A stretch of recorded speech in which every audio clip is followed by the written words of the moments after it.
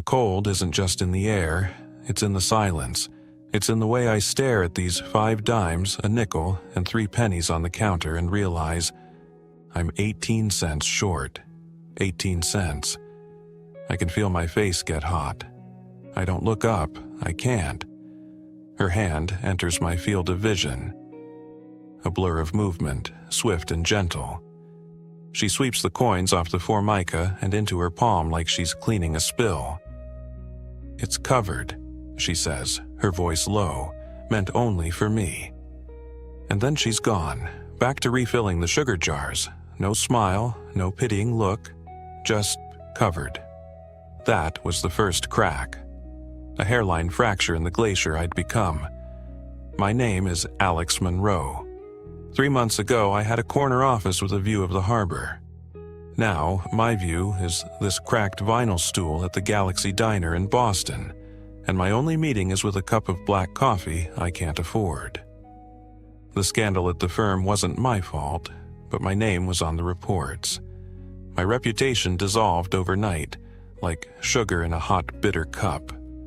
I started coming back every morning, same time. 6 a.m., not just for the coffee, for the way she moved through the world. Emily. I heard the other waitress call her that. She wasn't just efficient, there was a grace to it. A quiet ballet between the grill and the booths. And sometimes, when she thought no one was looking, she'd pause by the window, her fingertips leaving ghost prints on the cold glass, staring at the empty storefront across the street with a look of such deep longing it made my chest ache. One night, a sleet storm pinned the city down. I was the last customer, nursing the dregs. She was trying to wrestle the heavy trash bag out the back door alone, the wind fighting her for it. I stood up. Wordlessly, I took the bag from her, carried it out, dumped it. The freezing rain soaked through my thin jacket instantly. When I came back in, shivering, she was holding a clean dish towel. "Thanks," she said. That was all, but her eyes held mine for a second too long. I started helping her close up. It became our unspoken ritual. I'd bust the last tables, she'd mop. In the quiet hum of the neon sign in the refrigerator, we started to talk. Not about my past. Never about that, but about her. She told me about her grandmother's sourdough starter, still alive in her fridge. About the smell of cardamom and brown butter. She dreamed of a place, just a small one, with a brick oven and a little bell on the door. "The Parker Bakery," she'd say, then laugh, waving a hand like she was shooing a foolish thought away. "Silly, right?" It wasn't silly, it was the most honest thing I'd heard in years. In her dream, I saw a blueprint for a different kind of life. Built not on numbers and leverage, but on warmth and creation. That dream became my anchor. I got a job. A brutal, humbling job loading delivery trucks at a warehouse in Somerville. My hands blistered, then calloused. My body ached every night, but when I'd walk into the Galaxy at 5:55 a.m., still smelling of diesel and cold air, and she'd slide my coffee over without a word. The pride I felt was real. It was mine. She'd given me the first coin, and I was building a new fortune, one aching muscle at a time. Then, the letter came. A formal, crisp envelope. My name cleared. A full reinstatement offer. A massive settlement. The world I'd lost was suddenly offering itself back on a silver platter. I should have been elated. I took the letter to the diner. I watched her all morning. The careful way she folded a napkin for a crying child. The patient smile she gave the old man who took forever to order. The way she absent-mindedly traced a flour-dusted countertop, drawing invisible loaves of bread. That's when I knew. The truth hit me so hard I couldn't breathe. Success without her would just be a fancier kind of emptiness. The lawyer's number burned in my phone, but a different idea, wild and fragile, was taking root. It was terrifying. More terrifying than any boardroom. That Friday, after we locked the diner doors, the night was clear and sharp. She was tying her scarf. "Hey, Emily," I said, my voice rough. She turned. I reached into my pocket. Not for the letter, for a folded piece of notebook paper smudged with my warehouse grime. "I've been doing some numbers," I started, the words tumbling out fast. "That vacant storefront you look at, the one with the big window, the lease is affordable, not easy, but possible." I unfolded the paper. It was a rudimentary business plan, a profit-loss projection, a list of equipment costs. She stared at the paper, then at me, her eyes wide and glistening under the streetlight. "Alex, what is this?" "It's a partnership proposal," I said, my heart hammering against my ribs. "I don't have much, just my hands, and a severance package I haven't touched, and a belief in you, a belief in this." I tapped the paper. "I don't want my old life back, Emily. I want to help you build yours." A tear escaped, tracing a clean line down her cheek. She didn't wipe it away. "Why?" she whispered. "Why would you do this?" I took a step closer. The space between us crackled with the cold and something else, something infinitely warmer. "Because you paid for my coffee," I said, my own vision blurring. And that was the first time in a very long time that someone saw I was drowning and threw me a line, not a bill. She was silent for a long moment, just looking at me, seeing me, the real me, stripped bare of every title, good or bad. Then she took the paper from my trembling hand. Her fingers brushed mine, and a current, pure and shocking, went straight through me. She looked down at the numbers, a slow smile breaking over her face like dawn. It reached her eyes. It lit up the whole dark street. "The Parker and Monroe Bakery," she said softly, testing the sound of it. And in that moment I was richer than I'd ever been on Wall Street. The silence after she said it, "The Parker and Monroe Bakery," was the most profound sound I'd ever heard. It wasn't empty, it was full of the future, cracking open right there on the cold Boston sidewalk. I just nodded, afraid if I spoke, the spell would break.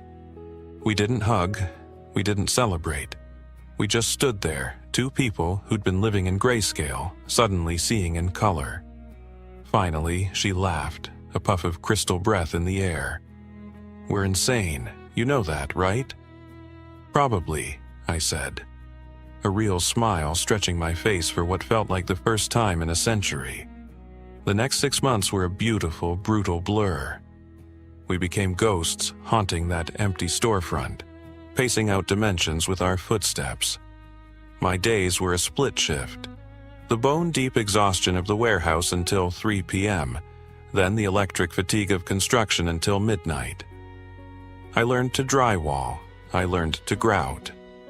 I learned that commercial-grade ovens weigh more than a car. Emily was a force of nature. After her diner shifts, she'd arrive, still smelling of coffee and bacon, and get to work. She sanded old floorboards until her arms shook. She painted the walls a warm, buttery yellow she called morning light.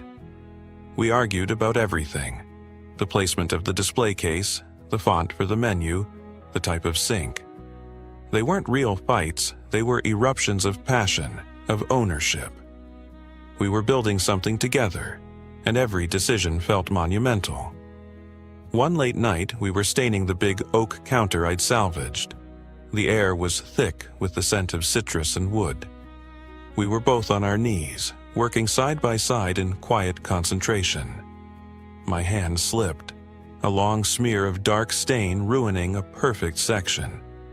"Damn it," I hissed, frustration boiling over. I was so tired, my body hurt. The lawyer's calls about the settlement money were getting more insistent. The old world was tugging at my sleeve. Emily didn't say anything. She just put her rag down, took mine from my hand, and gently started blending the smear into the grain, feathering it out until it looked intentional, like a shadow born from the wood itself. "See?" she said, her voice soft. "It's not a mistake anymore, it's part of the story." I looked at her, really looked. There was a smudge of stain on her cheek. Her hair was tied up in a messy knot. She was the most beautiful thing I'd ever seen. Without thinking, I reached out and wiped the smudge with my thumb. She went perfectly still, her eyes locked on mine. The air left the room. I leaned in and I kissed her. It wasn't a dramatic, cinematic kiss. It was slow and tentative and tasted of sawdust and hope. When I pulled back, my heart was a wild thing in my chest. She didn't smile. She just searched my face, her eyes wide and vulnerable. Then she leaned her forehead against mine, and we stayed there, kneeling on the floor of our almost bakery, breathing the same air. No words were needed. Everything had changed. Opening day was a snowstorm, the kind that muffles the city. We'd decided on a soft launch, just a sign in the window and the door unlocked, expecting no one. But they came. The old man from the diner, the young mom from the apartment above, a few of my buddies from the warehouse, stomping snow off their boots. The bell on the door kept ringing, and the look on Emily's face every time she handed someone a perfect, flaky croissant or a loaf of crusty bread. It was my new definition of wealth. Then he walked in, Charles Whitlock, my old managing director, in a cashmere coat dusted with snow. The din of the bakery seemed to fade. I was behind the counter wearing an apron flour dusted. I felt Emily tense beside me. "Alex," Charles said, with a tight, professional smile. I heard about this little venture. Had to see it for myself. His eyes scanned the room, a subtle judgment in the curve of his mouth. He ordered a black coffee. As I handed it to him, he lowered his voice. "The offer still stands, Alex. It's a shame to see this raw talent wasted. You belong back in the game." For a second, the old ghost stirred. The lure of the skyline, the power, the clean, abstract victory of numbers on a screen. I glanced at Emily. She was watching us, her face pale but set. She gave me a small, shaky nod. It wasn't permission. It was her telling me she'd survive whatever I chose. I looked back at Charles. I thought of the 18 cents on a diner counter. I thought of the weight of an oven and the smell of yeast and the feel of a woman's hand blending my mistake into something beautiful. "No, Charles," I said, my voice clear and steady in the warm, fragrant air. "I finally found the game that matters." He left, the bell jingling behind him. The normal noise rushed back in.